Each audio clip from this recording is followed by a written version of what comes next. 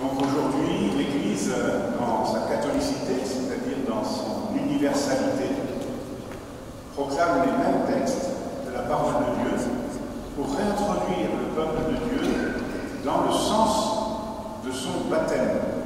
Pas tant le baptême de Jésus que le nôtre.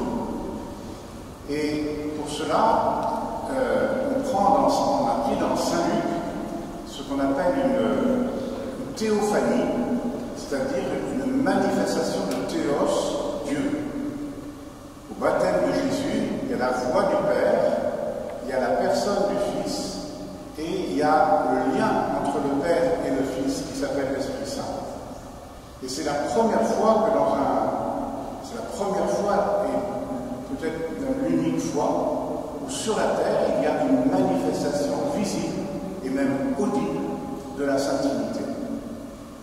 Et donc, Jésus, aujourd'hui, il est investi de sa mission publique, identifiée à celle du bien-aimé. Tu es mon Fils bien-aimé.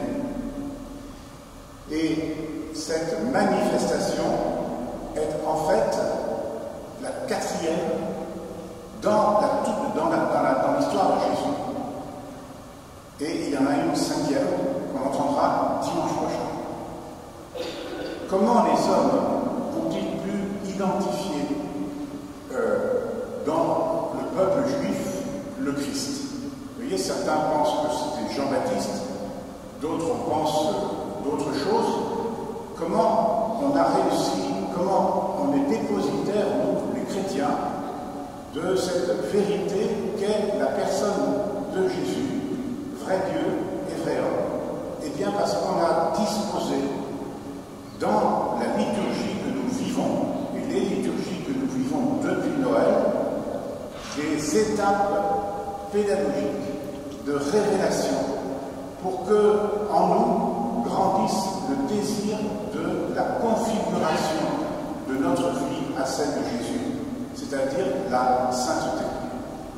La première épiphanie, manifestation de la Seigneurie de Jésus, il n'y a que peut-être une dizaine de bergers et puis la Sainte Famille qui en est le témoin, qui en sont les témoins.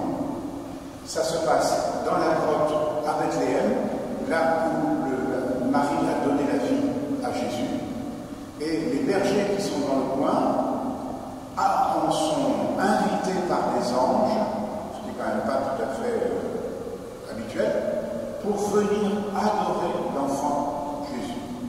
Et donc le ciel vient sur la terre pour que des personnes aussi humbles que les bergers puissent venir adorer Jésus, le Fils.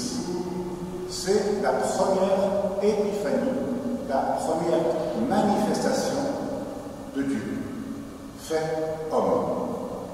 Et cette manifestation, elle est réservée à un tout petit peuple. Et dans ce tout petit peuple qui s'appelle Israël, c'est à quelques hommes et femmes. Il faut d'abord que le Seigneur soit reconnu par Israël pour pouvoir ensuite être accueilli par le monde entier. La deuxième révélation chronologique de l'épiphanie de Jésus, de la manifestation de la Seigneurie de Jésus, ce sont les mages, qui eux représentent le monde païen et qui, par leur seule présence, veulent signifier que quand Jésus vient sur la terre, il ne vient pas juste pour un peuple, il vient pour toutes les nations. Et ça, c'est une vraie révolution dans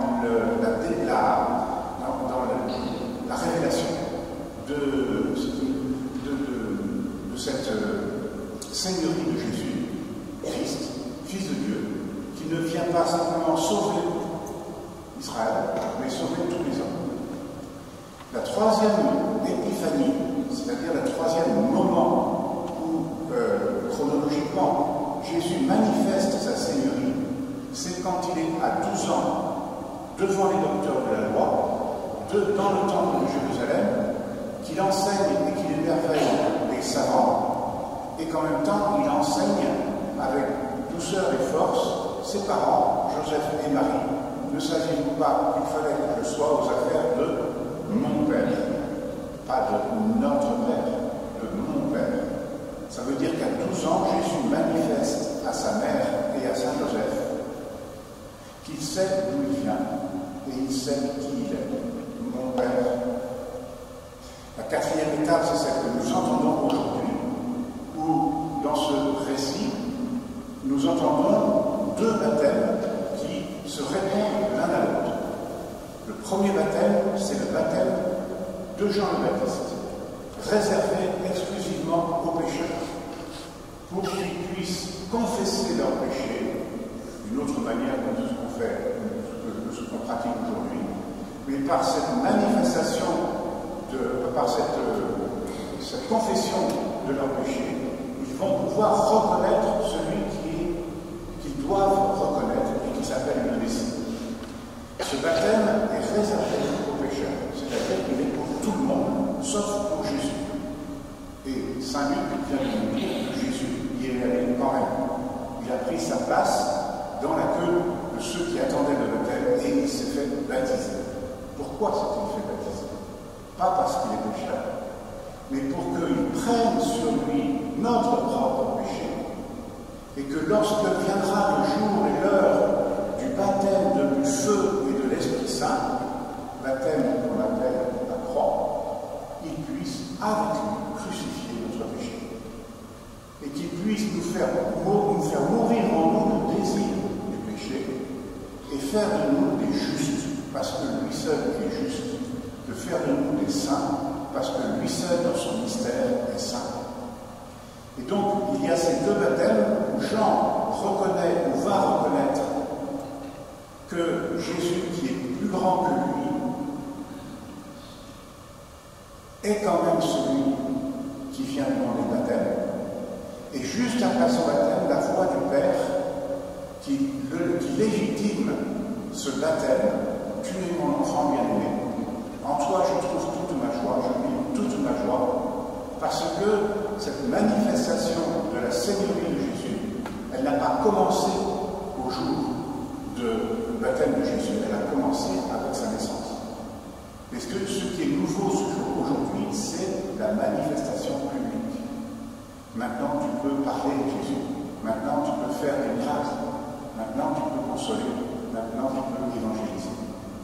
Et la cinquième épiphanie, c'est celle de dimanche prochain, je ne vais pas la commenter, c'est la manifestation de l'époux. Jésus comme époux de l'humanité. Cana, le vin et l'eau. Et donc, c'est l'ensemble de ce parcours spirituel que nous devons accueillir aujourd'hui. D'abord, pour ne pas isoler ce moment du baptême de Jésus, mais aussi pour le mettre en lien avec ce que lui appelle son propre baptême. Il me tarde de baptiser d'un baptême de feu. Et de comprendre ce lien entre le début de la vie publique de Jésus, où il entre sans péché dans le péché humain, et la fin de la vie de Jésus, où il entre dans le mystère de la croix, pour que le péché soit vaincu par le don de Saint-Esprit. Et c'est cette épiphanie-là que nous continuons dans chaque Eucharistie, lorsque nous confessons que sur l'autel ne se trouve pas juste le pain de la vie, le pain, mais se trouve le corps du Christ ressuscité. Nous sommes donc associés aujourd'hui à ce peuple qui reçoit la révélation de la Seigneurie de Jésus, et nous en sommes tous et chacun